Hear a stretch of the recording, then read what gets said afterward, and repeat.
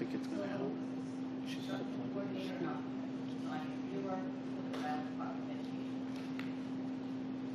Thank you.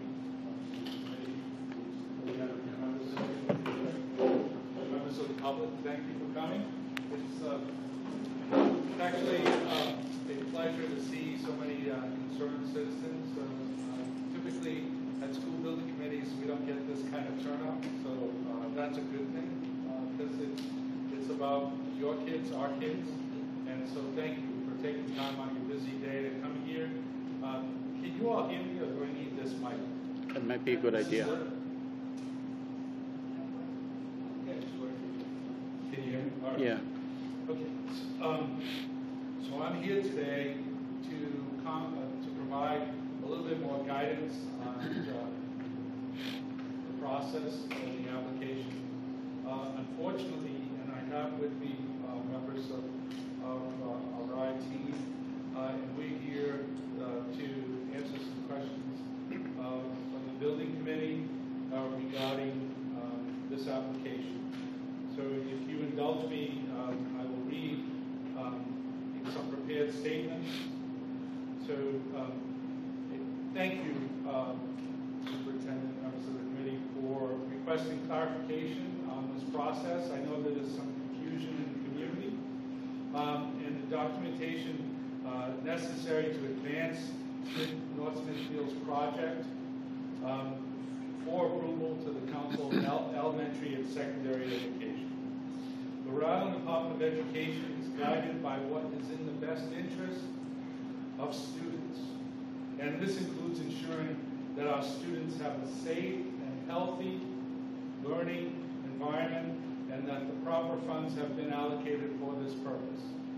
So because RIDE is under tremendous scrutiny with regard to rising costs of school construction, it is imperative that the documentation included in the district's application meet the requirements of the school construction regulations and provides a sufficient basis for the Council of Elementary and Secondary Education to approve the project. So North Smithfield conducted a referendum vote prior to the approval of the Council of Elementary and Secondary Education, and that's out of the required regulatory sequence, which included non-immediate health and safety scopes, which are ineligible during the construction moratorium we're in. So again, I would like to confirm that the addition at the North Smithfield Elementary School that is currently proposed is not eligible for approval during the moratorium. It is considered new construction. And this moratorium has been extended to the end of this legislative session. Although it's difficult to predict the General Assembly's legislative action, the possible passage of Article 9 would shift the approval process from a rolling basis to an annual application. So basically, now the applications come in whenever districts are looking to satisfy a particular facilities needs. That would potentially change to a one-time annual basis application. As we have discussed with the building committee, the superintendent, and members of the community, the necessity of school construction application is a multi-stage process. And what I mean by that is that there's multiple components. There's a stage 1, a stage 2, which is part of the application. Then there's a stage 3, which is a review component, and stage 4, which is a design construction element. So there's multiple stages in this process. And so the idea behind stage 1 is the community identifies the need. And then RIDE reviews that application, and then forwards a preliminary approval of stage 1 to have the community proceed with stage 2. Stage 2, the purpose of that is to identify a solution to that identified need. Okay? And that's a very important distinction. So once the appropriate solution has been identified, which we are working with, it must be further developed to a schematic design level, which means it's not just a preliminary concept, it goes to another level, which is schematic design. And that's a nomenclature in the construction industry. And the schematic design, design development, construction documents, bidding, and construction. And so the schematic design will allows for accurate cost estimating to ensure that construction costs do not exceed the project approval. Unfortunately, it seems that North Smithfield has misconstrued this process and is attempting to use the necessity of application to validate a predetermined solution and shoehorn it into an already approved budget, neither of which has been properly vetted or accurately estimated. So, as noted in previous review letters, the Stage 2 submittal, including the appendices and the supplemental submission that we recently received, represents a substantial effort to comply with all the documentation requirements in the school construction regulation. RIDE has reviewed the district's supplemental submission and met with the district's school building authority and other stakeholder groups to discuss the application. As noted in previous correspondence, further analysis was required to justify the proposal and subsequent development of design documents for accurate cost estimating. So please note that the new construction requires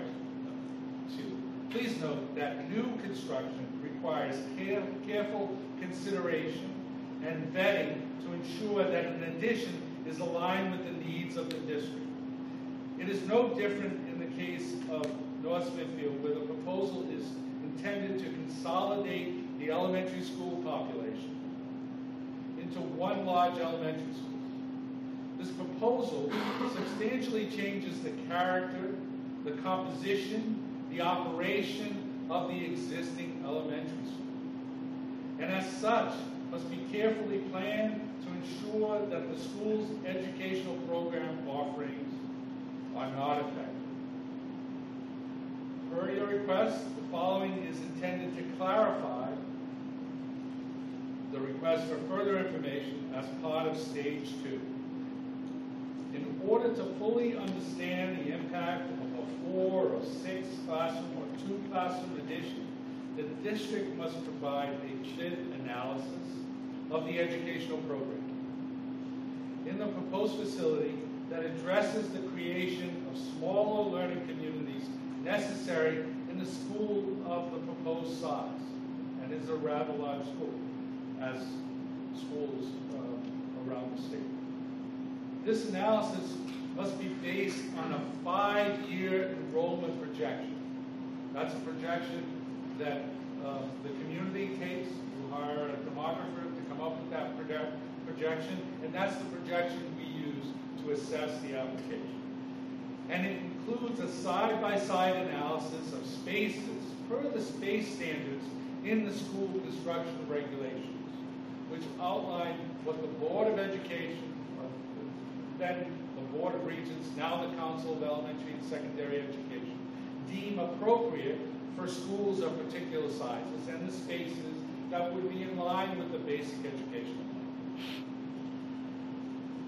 plan.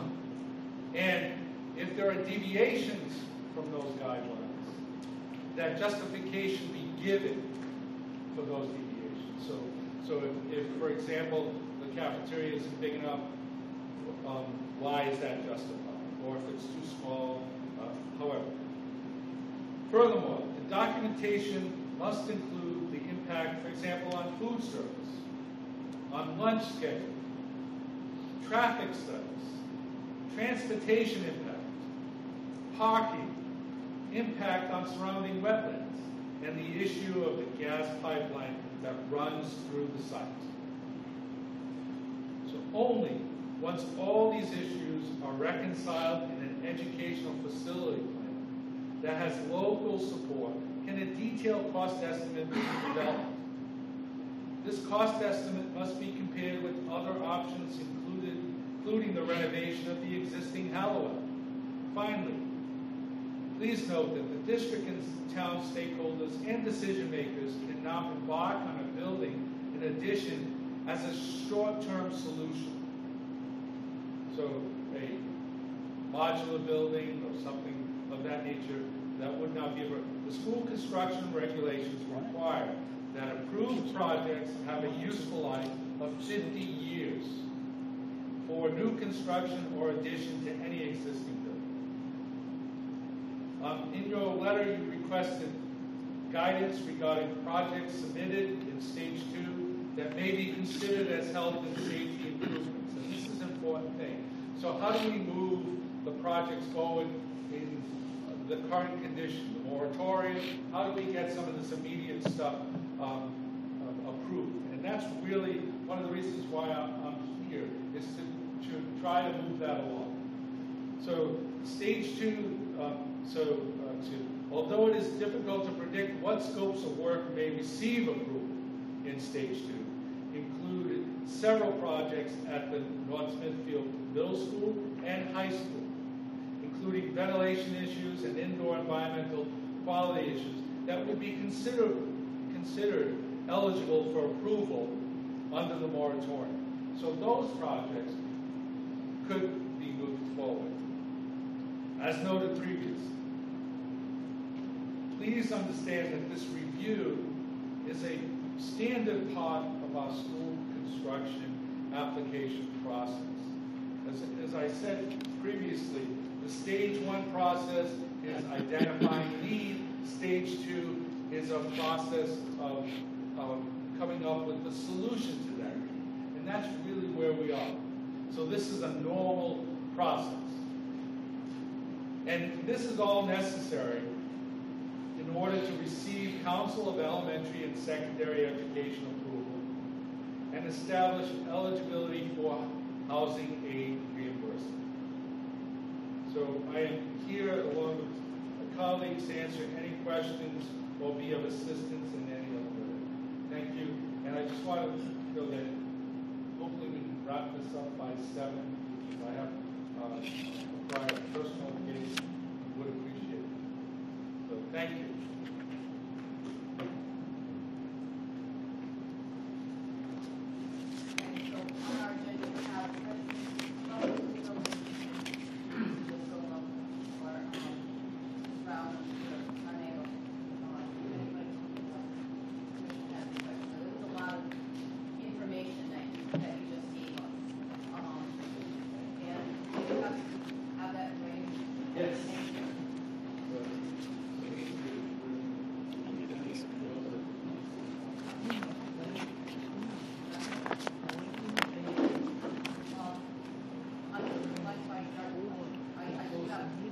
They know it. They know it. As I stated, I am on the school committee, so some of the questions have been asked of me as a school committee member, so I'm going to just present them right now. So Ryan has reviewed $4.3 million over. That's what was submitted from our bond. Our bond that the town voted on that was approved was $4.3 million.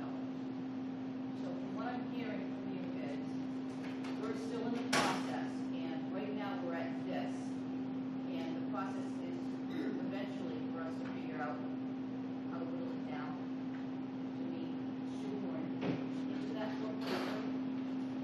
So our goal is to drive you through a process in which you develop a solution to the identified. So that may be more than 4.3, maybe less than 4.3. It's about focusing on the needs of the district and coming up with a solution. Is it fair to say, Mr. Silva, that you really don't know that number until stage 2 application has been completed and submitted? That is correct. We really don't know that real number until schematic design. Because, for example, there are so many issues. Where is the addition going to be located? What is the size of the addition? Are there renovations that need to be done to the school to support this new school setting? We don't know where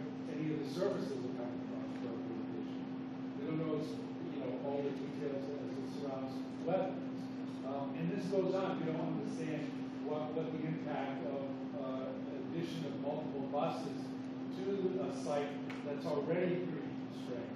So that's why we need this additional information. We need this traffic analysis, this transportation. So it's very hard for us to even consider a number when we're still trying to guide you all through a solution that is education sound and meets the school construction regulations. I can follow on to that, please. So, go through stage one. Proper process as we go through stage two. Then, and only then, we seek a bond. Now we have a number. And then we put it before the voters. So all the meetings that took place between folks that spearheaded this back in a little over a year ago. This was explained to them. Yeah, I had multiple correspondence prior to the bond referendum, actually, with the district indicating that the project would be eligible and had not gone through the process. Correct. So, And we provided information regarding what that process was, what the timeline, and I think you have that in your packet. That is this chart right here. okay. So I've also seen written and heard that there's some waiver that people refer to that somebody can apply for to avoid stage two. Is that accurate? No, you can't avoid stage two. But any regulation that's adopted by the Board of Education, Council of Elementary and Secondary Education, has a waiver clause in it in which a particular type of regulation may be, a variance may be requested. And that's in one of these letters. I don't know which one, but January 13th. what is it? January 15th. Yeah, so the January 13th letter speaks to that as a waiver process, but fully understanding that the waiver process is not a waiver of a requirement. It is a request for an alternative to that requirement. So you can't just say you're not going to do that. You have to say, well, in order to satisfy that requirement, we've done X, Y, and Z, which is equivalent to that particular, and then you're requesting a waiver of that. So, And the protocol is very specific, the language is all there. Have you ever granted a waiver without phase two being done? No, our waivers are granted at the very least, it would be after we have an application in front of the council. So they would approve the application with the waiver as an attachment, or it comes after the board council has approved the application, and for some reason there needs to be a change. We've had a requirement for square footage of a cafeteria, so those kinds of things. so is it fair to say that the process dictated by the state who oversees this was not followed after people were told what the process was? Is that a fair statement? Yeah, I think there's multiple correspondence from Okay. our So a that decision- reflect that. So a decision to pay, and I'll throw out the number that has been thrown out for months now, to pay a consultant $31,000 to bring to fruition this phase two was the proper course of action to complete. We have to engage somebody to get to that completion of stage two, is my point. I can't comment on any procurement Understand, issues. that's why I rephrased my question. But yes, it is, the process is that you engage the appropriate professionals to do the feasibility studies, and the subsequent schematic designs, and the estimating and the traffic study. And it depends on the nature of the project. That's why Right. it's very difficult to assess what's required until you're until you've completed stage Right. one Right. and you've identified the need. So one more question before I defer to anybody else. Have you ever seen, in the time that you've been doing this, an individual who is not a professional on a specific piece of a bond issue, not engage professional people who understand the process and follow that process? In your professional career, have you ever seen the people that know what needs to be done, either ignored or not engaged properly? I can comment relative to our school construction regulations. Yes. And our school construction regulations do require appropriate professionals be engaged, not only through the application process, but even in the implementation of the plan process. Right. So that the proper guidance is provided, and I don't have the section of our regulations, but that's it. And that's to safeguard public money, so that it's appropriately allocated to the solution, to the need. Right. To make sure that the processes follow properly. Okay. Thank you. And we're talking about, not reimbursement, we're talking about approval, correct? They're two separate items. Yes, so maybe I didn't make that clear, but once RIDE provides preliminary approval to stage 2, then it gets forwarded to the Council of Elementary and Secondary Education.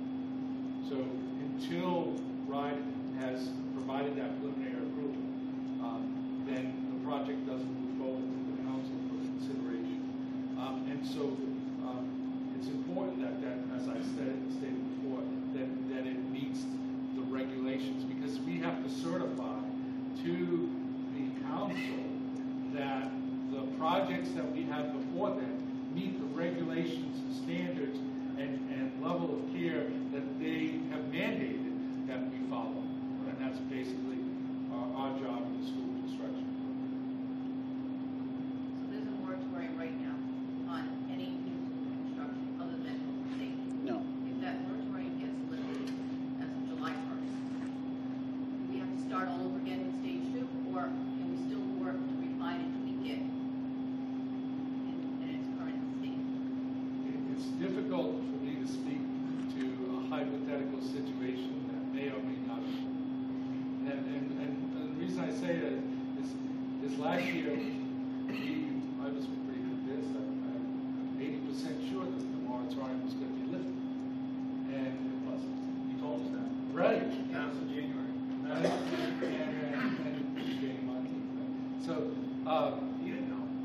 so now there's a budget article. There's a lot of, I can say that the elements of the budget article is such that it would be a whole new application process.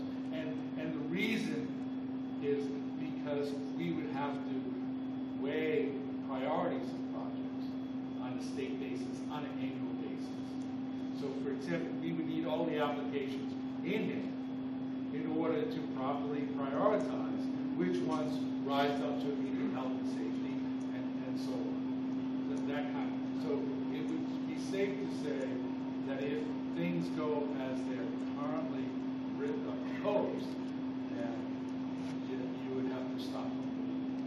Stage 1. Yes. There's a follow-up, Joe, on this. We're already, we're already in the chute with this process. We can continue moving forward with this process on phase 2. You're helping facilitate phase 2 to answer, you're working with the town, really, to make sure we meet the needs and requirements of the state. And that's why the process is going from a smaller number to a larger number. Some of those things are things that you say, we need to have these in place in order for the project to be approved by RIDE. Part of that is program, education fees and whatnot. Another part of that is reimbursement, correct? Yeah, so you have multiple questions there. So my goal in coming out, well, I came up with a request of the superintendent committee to provide some level of clarification to the process. But ultimately, the goal was to get you all to a point where we could get some immediate health and safety projects in front of the council before before the Article 9 is passed. So there are a couple of options to that. One is we can move forward up to $500,000 in immediate health and safety needs that we could funnel in through the Commissioner of Education's approval authority. And then the other thing is we could get in front of the council when the next. The problem is that we need to have this ratified in order to do that. So it looks to me like the option right now maybe this $500,000 in immediate health and safety at the schools. It could be work at the middle school, at the high school. That would get you going this summer, make sure, and then you come back in the pipeline if everything goes according to plan, and we ask for application in August, you all can reapply for a new addition kind of application. What I'm saying is then you could actually apply for new construction because the moratorium will potentially have been lifted. But right now, the best that we can do is put forth a plan that I think would be less than $500,000 because that would allow us to move that quickly in the process, because anything else requires actually substantial schematic design, which we wouldn't be able to shoehorn in this short window that we have. So your second question. So the reality of this is phase 2 is almost dead in the water right now. But Because it got started so late, didn't get done, and the process wasn't followed. It wasn't followed in a timely manner that it could be a sunset clause and it disappears. We could continue on the process. The state may leave it status quo because they can't decide that they want to put a fund in place or whatever. They can say the status quo stays in place. We can continue on the process. The gamble is the state could take action finally and make a change. We got to get back in line. So in that opportunity, one of the options you all have is a request for up to $500,000 immediate health and safety at the high school, middle school. So because if you put that money into Hallowell and end up closing it, then we're going to ask for that money back. So that means, here's the big question. The big question is that we know that Hallowell is a huge health and safety concern, which dominoes to the reason why we need to put that addition on. So in my mind, and probably in a lot of people's mind, the addition on NSES is because of health and In safety. relation to it. Yeah, but our process, and this process was developed, I think in 2011 with the General Assembly. As we interpreted their statute, there's clear no new construction. For immediate health and safety is immediate health and safety to existing buildings. So, for example, if there's an immediate health and safety at Hallowell and you need to replace that boiler, then that would constitute an immediate health and safety. Demolishing it and building an addition somewhere does not constitute an immediate health and safety solution. So the moratorium would have to be lifted to enable that. That's correct. Okay. So the question is that moratorium have to be lifted, or how does that relate to the $500,000 cap when the projected science labs are 1.4 million and the locker rooms are 600, so they're not eligible right now. So the issue is that the board has a meeting scheduled to vote on some school construction projects, potentially in mid-June or early June. for us, if you go back to one of our letters where we attach the little schedule, like this one specifically, it says if you're looking for an April approval, you need to have your stage 2 completed by X date, which is typically 2 months before the board considers it. And the reason is because the board doesn't just consider it at one time, right? We need a week or 2 to prepare the documentation for the board. Once the documentation is completed, then we need to then brief the board on a potential meeting in which they will discuss at a workshop the potential project, right? And then 2 weeks later, they will vote on that project. So that's a month and a half just in the process. So that's why we have these timelines. So given that we don't anticipate that we can get your major projects in at this late, given that we don't have a solidified, thinking that it was going to take you probably a couple of weeks to get consensus to move that along. However, we think that the 500K, that has a little bit more time because the commissioner would execute that under immediate health and safety, and that's a different process. Is that clear? So, so for the major work in high school, you would need to have that pretty much wrapped up and authorized and approved by everyone to get that, and then 2 months later, it would be ready for the board to consider that time. But the emergency, we can do that in the next couple of weeks because the commissioner has that power, and it doesn't have to be posted, briefed, and the council. We just have to notify the council that the commissioner had authorized that.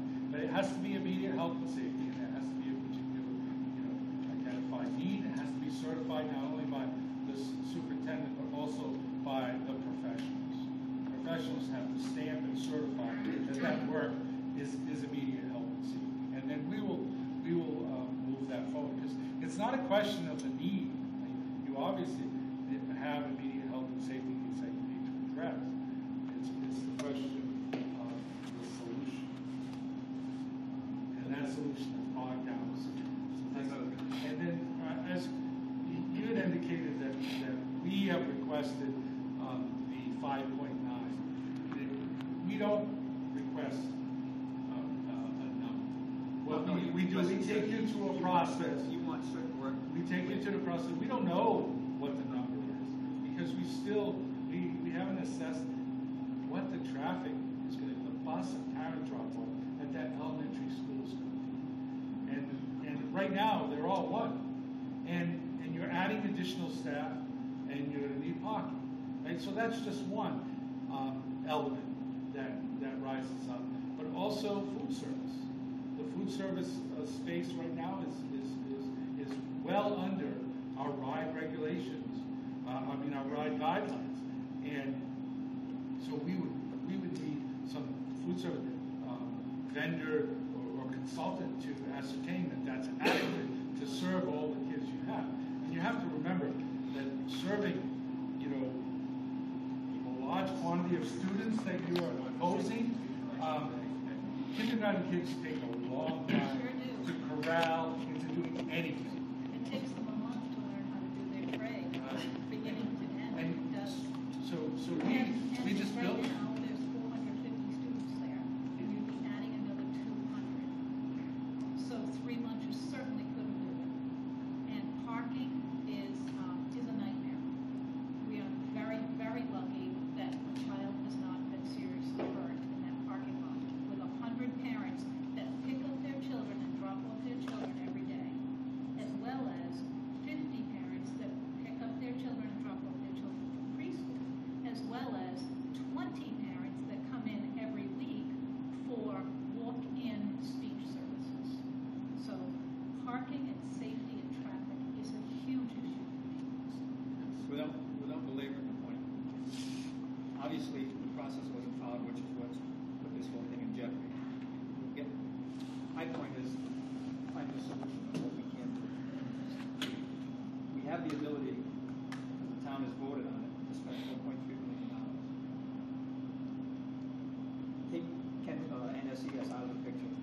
not even available, just to get a letter.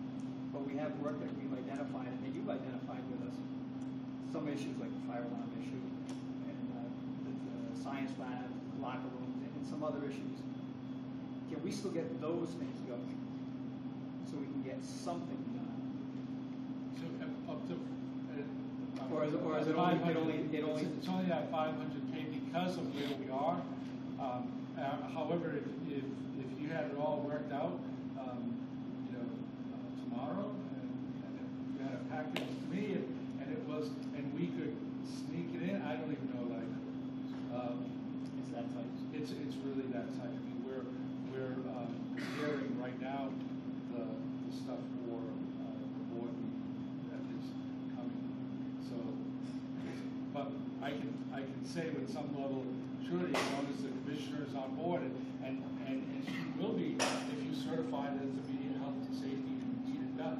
So you could proceed with that 500,000, say this summer, and then come back in the pipeline and do additional work next summer and get approval next May for that process. So the 500 is kind of like seed approvals, because you have to remember, if you proceed with construction prior to receiving board, Council of Elementary and Secondary Education, you forfeit your housing.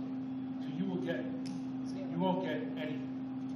So the idea is we give you seed money, maybe that 500,000 you can prioritize in certain ways, get it done this summer, get back in the application in August, get it back in, and by next May, the board would consider your applications with other Then applications. you'd have a fully vetted application Yes. outlining how we could spend $4.3 million that would Yes. meet the guidelines and the requirements. Yes, and then the other thing that I want Well, to no, we can't, there's only a certain amount you can spend.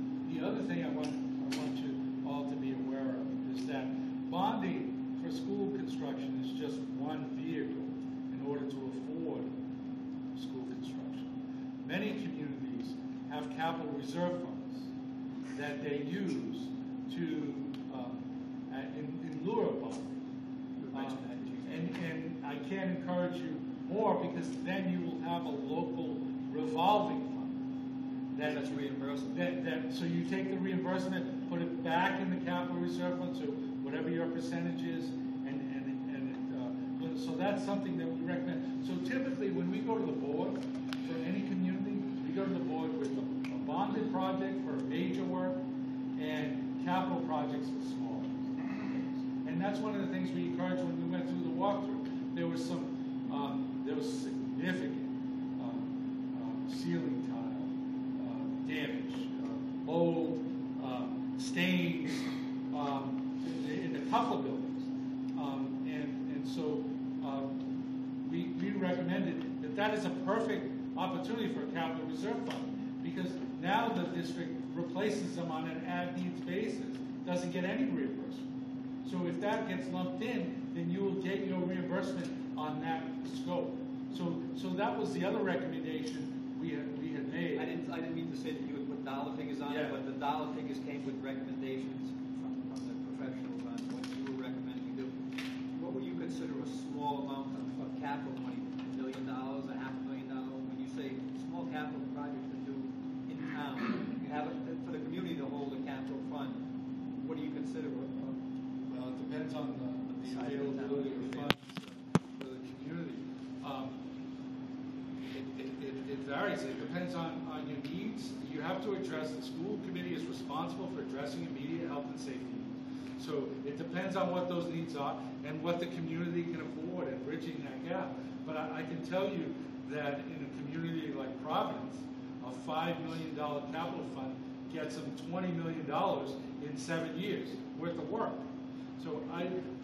So when you think about it, there isn't a fund out there that any community can tap, because what happens now is the money that goes into capital reserve goes to the town's general fund, and the town uses that reimbursement money to plug up holes in the general fund. What we're recommending is that reimbursement go back into a capital reserve fund to afford additional reimbursement on that work. And so what happens in a community like yours, $2 million in several years may amount to $5 million. Yeah, 'cause you get 40% reimbursement. Right. So you spend $2 million, you get 40% of that Right. back, put it back in. Yes. Then you can spend that 40%, get Right. 40% of that, so Yes. it compounds its way out. And the reason, well, we had a great recession. I mean, and so obviously our communities didn't have that kind of, but we're coming out of that. And so that's why we're encouraging this, because you don't have to replace a roof at one shot. You could do it in pieces from a capital reserve fund, do a section, get reimbursed, do a section, and so it becomes part of a long term, as opposed to wait 30 years to replace the roof for $3 million. Well, I'll say this, judging by the reaction from some of the budget committee members behind you, who brought that up, the laughter and the snickering, I'm not sure we're gonna have that option. That's okay. I propose that. I That's a appreciate you prudent- putting that out. That's a but- prudent taxpayer thing. Where else can they get that kind of money? Where else can you turn $2 million into $5 million agree. worth of projects? It's a much more sustainable approach than bonding for every capital project you have. And the school already is forced to do certain things, because if something breaks, you have to fix it. And so, Mr. DeQuattro? Sure, I just want to elaborate on Paul's question. The $500,000 like we're doing on the town reports is an emergency that the commission, like Joe just said, can approve. Emergency conditions where you don't have a time frame, you got to replace the boiler real fast. Going on what Paul was suggesting, and according to this chart we held up, it looks like to me that an August approval would be the submission by June 23rd. So if the submission is turned around, we kept Smithfield Elementary the way it was, and you focused on the other life, safety, and welfare items, like the ceiling, fire alarm, locking science rooms, and the modifications to this building. We could repackage that and send it in by the 23rd of June. Wouldn't be 4.2 million, but we'd be close. And then have that submitted, because the drawings aren't done yet, right? You got working drawings that aren't done yet, and you can go up to bid. So even if they gave you approval tomorrow, you still have to prepare the drawings. So we have time in order to do that by August. And then you have also time for them to do your drawings and go up to bid for approval.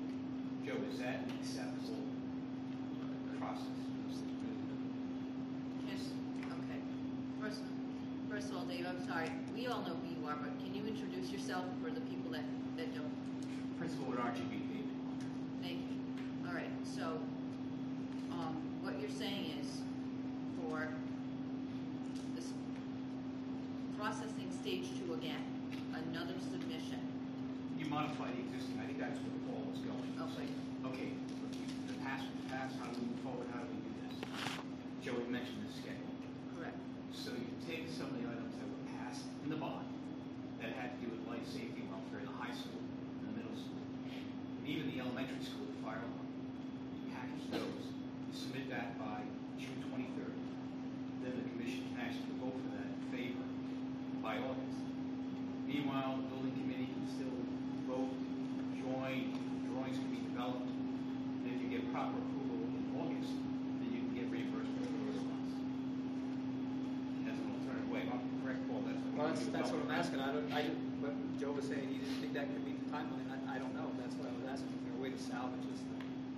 yeah, well, that's what I indicated. The $500,000 is a way to salvage A way to salvage this issue. and then work on getting it submitted for next year. We have to understand that the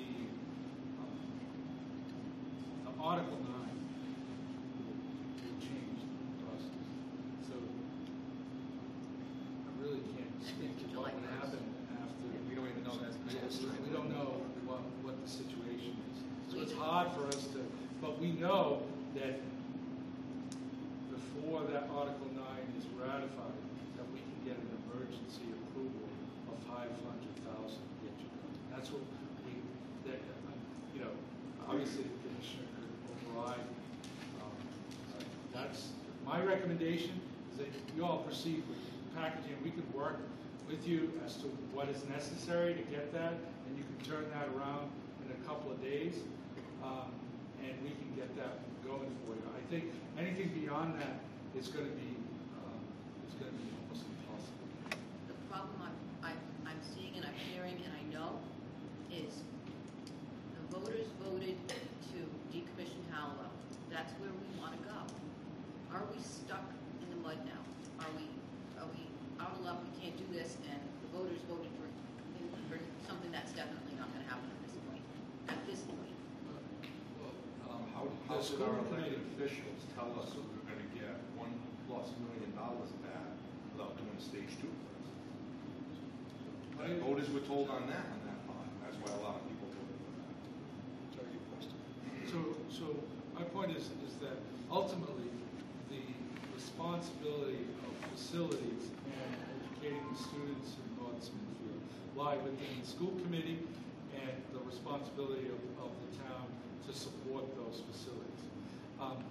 You all, as the body, have full autonomy to do what you need to do.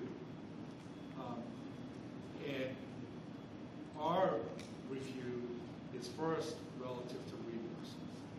And so you can proceed and not get it done. You have that option. However, if you proceed and you don't address the safety issues that are caused by whatever you proceed, then you take full responsibility for those. God forbid something should happen. So that's the issue is that you don't have to follow the application process. You don't have to take the money.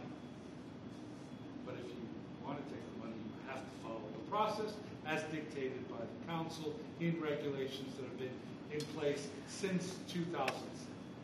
So these are not new regulations that were brought in after the fact. 2007 they were adopted. You all went through this for the ESCO project. You know exactly what this process is. And you know, so. But the bottom line is, you want to go, if we go forward with this and say there's no reimbursement, just say that, you still got to get rides approval and the educational component of it. Yeah, you would need that waivers, and you would have to Still need to have. get that piece of it. It's like a two-pronged approach. One is reimbursable and one is program and design and stuff. It needs to be approved. I think we all have one thing in common. I mean, we all want what's best for the kids. And so what's best for the kids? So we're proposing you get approval for $500,000 in emergency repairs. You proceed with that, and then continue with the reapply should that be necessary. If it doesn't pass, then you can continue on. I mean, there are those options available. Remembering that there's a lot of moving parts here, and the most predictable and stable path is a up to a $500,000 emergency approval to keep you going, to do some of the things that your bond has supposedly already approved. But we have notified you that you don't even know the full ramifications of what that 4.3. You all speak with that 4.3 as if it's something that is like so precise and has been. And we're seeing that it's not. It's a number that, granted, it's a bonding capacity. Yeah, we respect that it's a bonding capacity, but that's why we also propose the capital reserve as a way to supplement some of these, as a way. So developing a master plan that deals with all these moving parts, right, and comes up with the solution that is in the interest of the kids and everyone can be proud that it's prudent and it's educationally sound, complying with the regulations, and then hopefully we all come out smelling like roses. I keep asking the question, where did this 4.3 come from? I don't think I can answer that question. No, I mean, I keep asking the question. That's a Nobody number that can the council developed. Huh? It's the number that the council developed based on How did the you task come up force. with The that task force developed the plans and they get a number. Can I just time out for 1 second? If there are any more questions for Mr. De Silva, I'd like to have those asked before we get into this discussion, because I know that he needs to leave. One question. If we don't spend this $500,000 that we're talking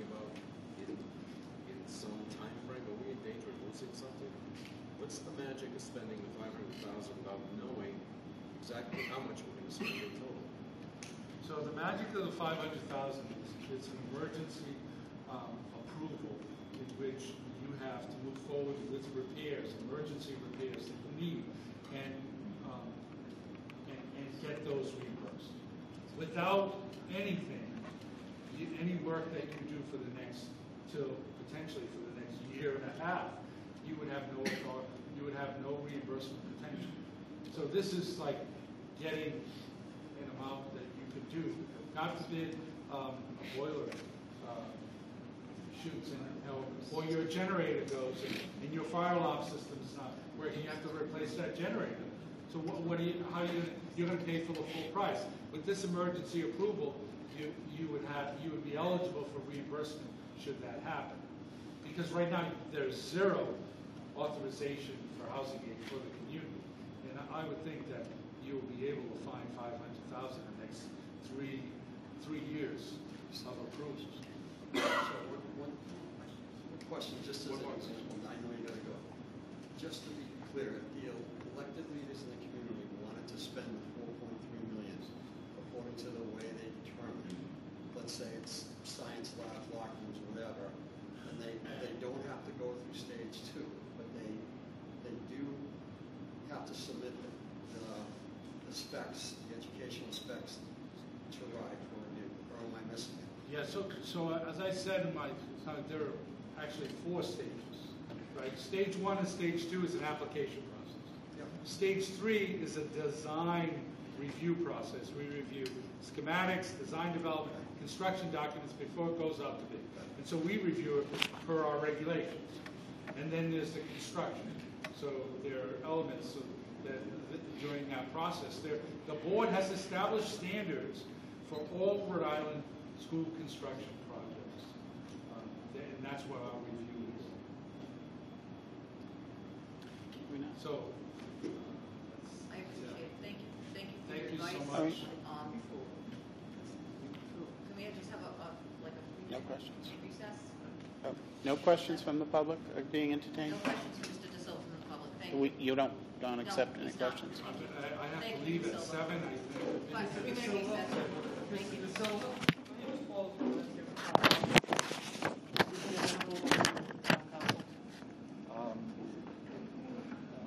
I guess that's school committee. Appreciate it.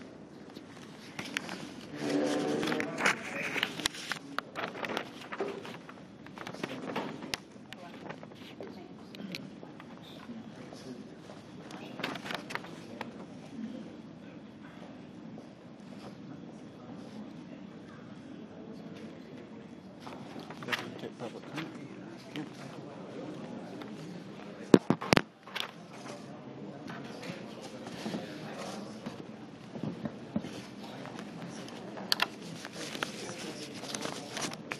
I want, well, the should have advised us.